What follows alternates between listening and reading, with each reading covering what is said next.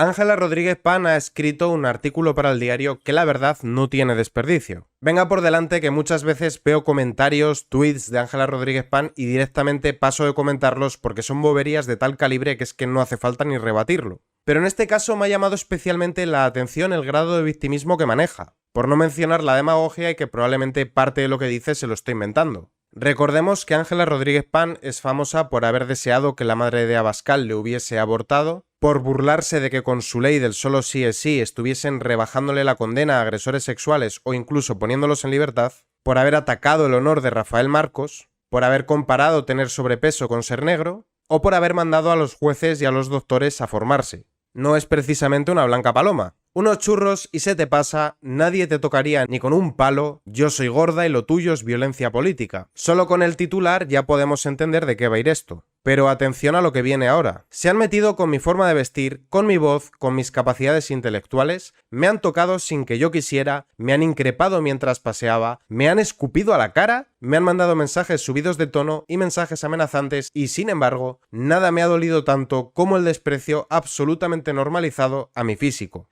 Me resulta bastante poco creíble que Ángela Rodríguez Pan haya sido acosada sexualmente o que le hayan escupido en la cara. No porque no me crea que haya gente que sea capaz de hacer eso, sino más bien porque conociendo a los de Podemos que ante el mínimo agravio se victimizan y lo utilizan como una baza política, esto ya hubiese salido a la luz hace bastante tiempo. Me extraña que los podemitas, tan dados a denunciar como son, no hayan llevado ante los jueces a alguien que haya escupido a Ángela Rodríguez Pan a la cara. Pero luego habla del desprecio a su físico según ella normalizado. ¿Cuántas personas famosas hay con sobrepeso? Cantantes como Pavarotti, presentadoras como Carlota Corredera, exfutbolistas como Ronaldo. Y sin embargo es justamente a Ángela Rodríguez Pan a quien le caen este tipo de comentarios. ¿Qué hay en ti, Ángela? Y esto es una pregunta retórica porque sabes perfectamente la respuesta, que provoque esta reacción. ¿Por qué tú despiertas ese tipo de insultos, incluso insultos físicos? Y venga por delante que a mí no me parece bien meterse con el físico de nadie, y además en Ángela Rodríguez Pan hay suficientes cosas condenables como para recurrir a meterse con su físico. Pero ¿por qué es a ti y no a otra persona? Ángela Rodríguez Pan es la típica persona que tira la piedra y esconde la mano, que se dedica sistemáticamente a provocar y faltar el respeto para victimizarse en cuanto obtiene una respuesta. Para el podemita promedio, que solo se informa a través de Canal Red y El Diario, Ángela Rodríguez Pan sería una pobre víctima de violencia política, porque solo le mostrarán los comentarios que ella recibe, pero nunca lo que Ángela Rodríguez Pan hace para provocar esa respuesta. Pero ojo cuidado que la respuesta que ella da no tiene nada que ver con todo lo que ella ha hecho. ¿Autocrítica en alguien de Podemos? Jamás. Ella nos dirá que es por machismo. Me pidieron que escribiera un artículo sobre el machismo cotidiano que he sufrido como secretaria de Estado de Igualdad y contra la violencia de género del gobierno de España. Lo cierto es que he tardado mucho en escribirlo porque sabía el dolor que me iba a provocar hacerlo. No me considero una víctima, ni creo que muchas mujeres que están ahora en situaciones similares se consideren víctimas tampoco. ¿No te consideras una víctima? La mitad de tus declaraciones, entrevistas y podcasts son victimizándote por la violencia que dices recibir. Y de hecho todo este artículo es victimizándote. Pero llama la atención cómo meten el machismo de por medio. ¿Que qué tendrá que ver el machismo con meterse con el físico de las personas? Y es que lo que Ángela Rodríguez Pan quiere hacer es que el lector piense que todo esto es porque están logrando conquistas feministas, que están haciendo que los poderosos pierdan sus privilegios, y que eso es lo que está provocando una respuesta, según ella, desproporcionada, a pesar de que solo reciben un 10% del odio que ellos lanzan contra el resto de la sociedad.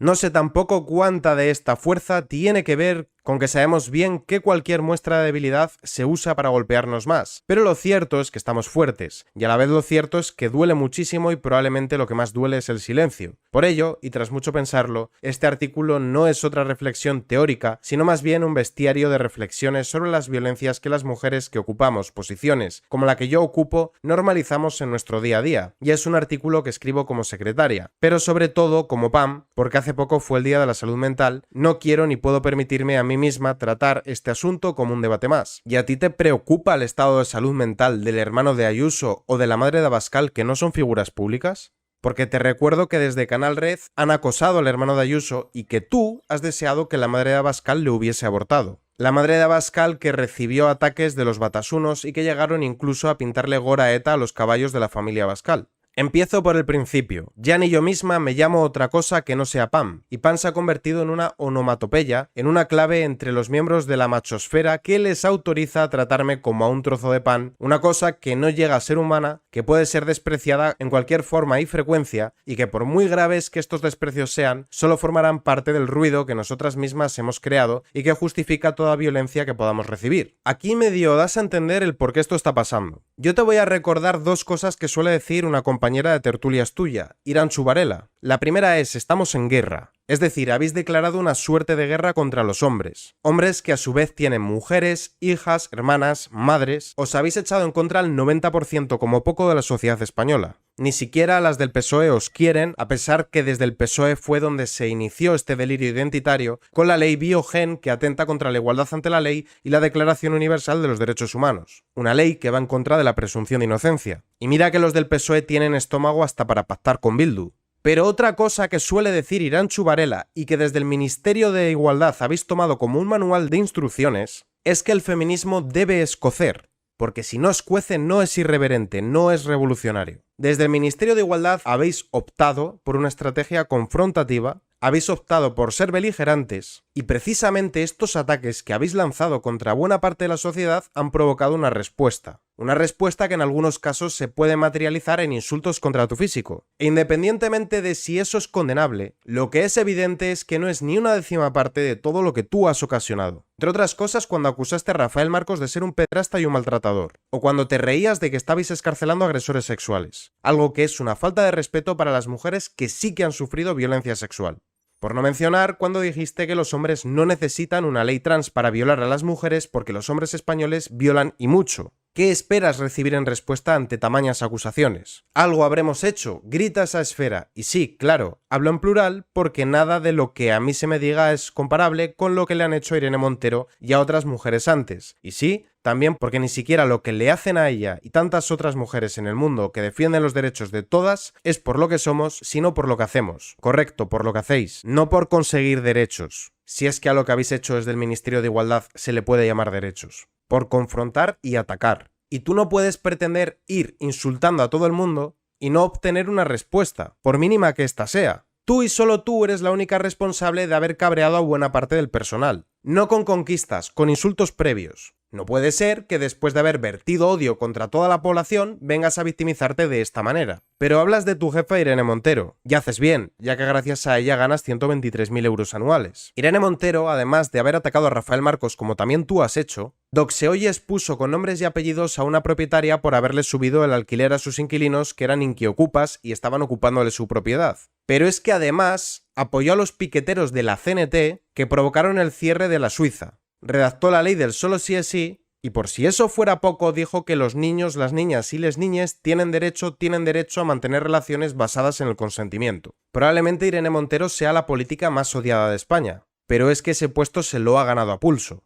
Y dices que otras mujeres sufren violencia en la política, totalmente de acuerdo contigo. Rocío de Mer recibió una pedrada. Begoña Villacís fue escrachada poco antes de dar a luz. Cristina Cifuentes se tuvo que refugiar en un restaurante para que no le partan la cara. Y Ayuso fue atacada en la Complutense. ¿Y sabes la sororidad que recibieron desde tu partido? Pablo Iglesias celebró los escraches a Begoña Villacís y Cristina Cifuentes. Pero tu jefa, Irene Montero, justificó las agresiones que sufrió Isabel Díaz Ayuso, dando a entender que las universidades son un espacio de la izquierda y que ella estaba provocando. No pidas indulgencia ahora cuando vosotros habéis sido los que habéis llamado a la violencia contra otros políticos. Abro Twitter, repaso las últimas noticias, leo ya sin sorpresa cómo a cada persona de izquierdas de este país que ha querido contextualizar sobre el conflicto palestino-israelí le ha llovido una cantidad desmesurada de insultos. En esa misma línea me dicen: es de cerdos horripilarse por unos muertos y disimular otros. Hasta ahí la media nacional. Pero nunca se queda solo ahí. Es correcto. No condenasteis el ataque de Hamás. Pero por cierto, tan feministas que sois, tampoco condenasteis la represión de las mujeres iraníes por la teocracia de los ayatolás. Y sí que instrumentalizáis, sí que exprimís cada mujer que pierde la vida en este país. Las convertís en una bandera, en un trofeo. En un trofeo que empleáis para exigir más fondos públicos para vuestro ministerio. Un ministerio que no ha servido ni para rebajar las agresiones sexuales ni para reducir la violencia doméstica.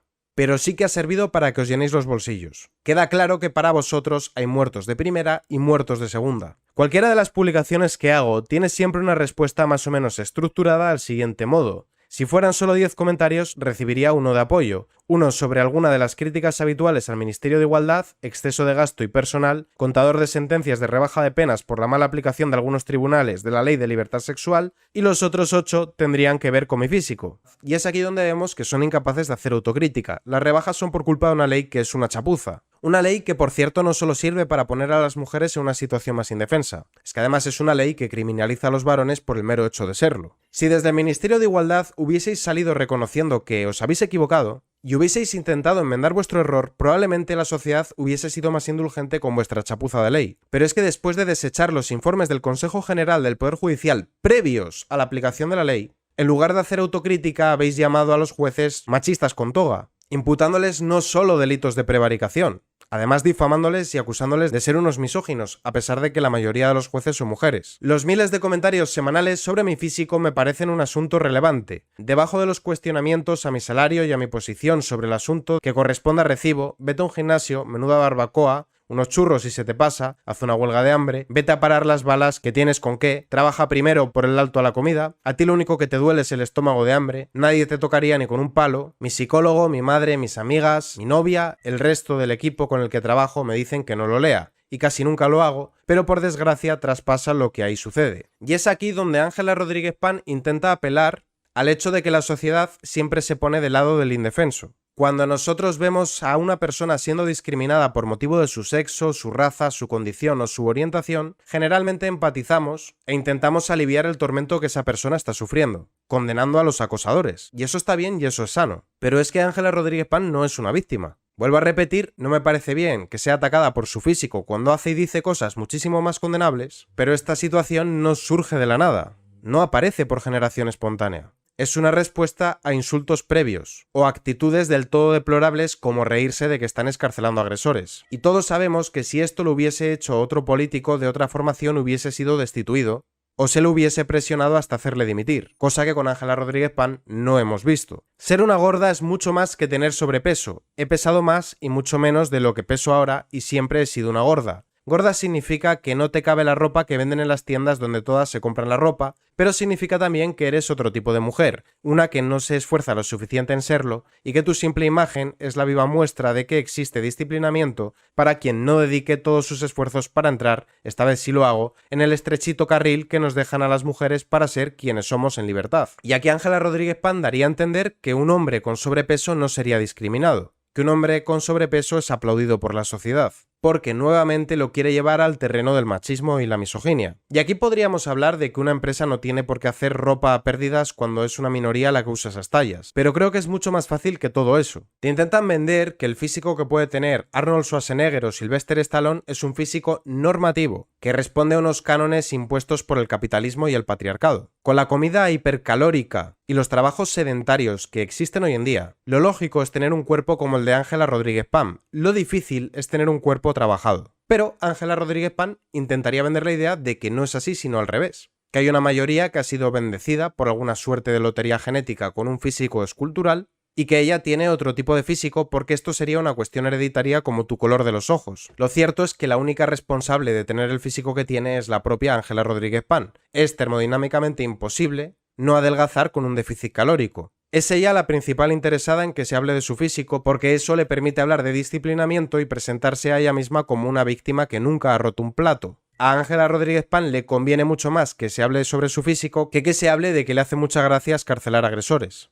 Así que, y ahora sí, y porque soy secretaria de Estado de Igualdad, quiero decirles a todas las niñas y mujeres que sufren porque creen que su cuerpo no es lo suficientemente válido, que nuestro silencio se tiene que acabar, que sois válidas y maravillosas, que somos válidas y nos merecemos estar, que juntas podemos hacer que la sociedad camine en dirección contraria a la gordofobia, que gracias a las que ya habéis roto el silencio, que ninguna mujer o niña tendría que sufrir por esto, que nadie tiene que aguantar esto, que no existe ningún precio a pagar por estar en política, que yo seré gorda, pero lo suyo se llama violencia política, y que hay esperanza siempre y se llama feminismo. ¿Y qué es decir que te emociona patear la cabeza de un policía? Que hay que politizar el dolor, que los scratches son jarabe democrático, o llamar a la alerta antifascista o a rodear el Congreso, ¿pam? Porque lo que tú sufres no es violencia política. Y lo que tú haces no es luchar contra la discriminación a las personas obesas. Lo que tú estás haciendo es intentar vender la idea poco saludable de que tener o no sobrepeso es exactamente lo mismo que lo que midas o tu color de piel o de cabello, lo cual no es verdad.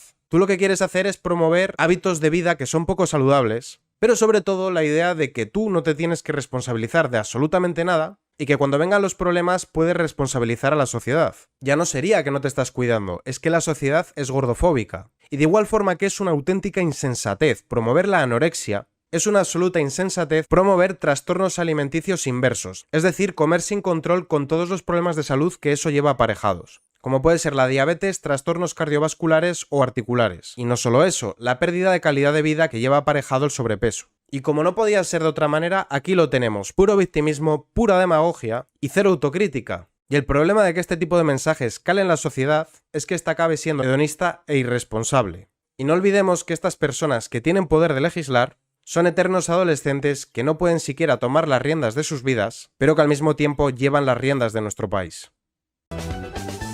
Lince TV, política y noticias.